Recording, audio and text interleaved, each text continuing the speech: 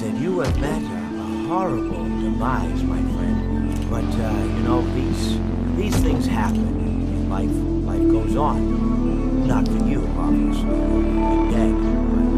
But it reminds me of a time I was having a conversation with my friend Orphan.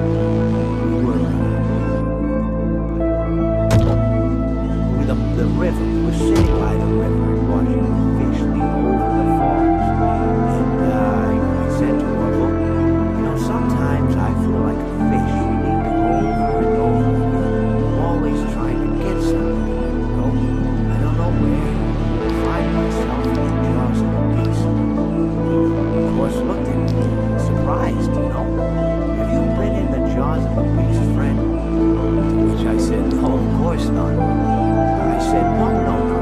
You simply meant that life can seem like a relentless endeavor to overcome meaningless obstacles, meaningless fate, regardless of the efforts, regardless of the obstacles of the past. And Orville stood and proceeded to drape me in a picnic cloth, to which I asked him, I said, Fred, what are you doing?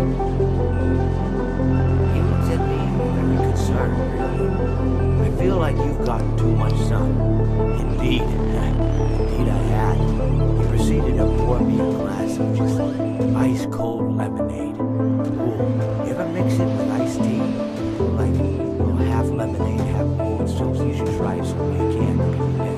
Anyways, so you may be asking yourself, how did I go from sitting by the falls and drinking lemonade to being wedged at the end, not only with Orville, but with an entire assortment of fruity-colored friends? Well, there's really no good answer to that. Perhaps I met a demise of my own at some point, and this is my afterlife or my dream, whatever it might be.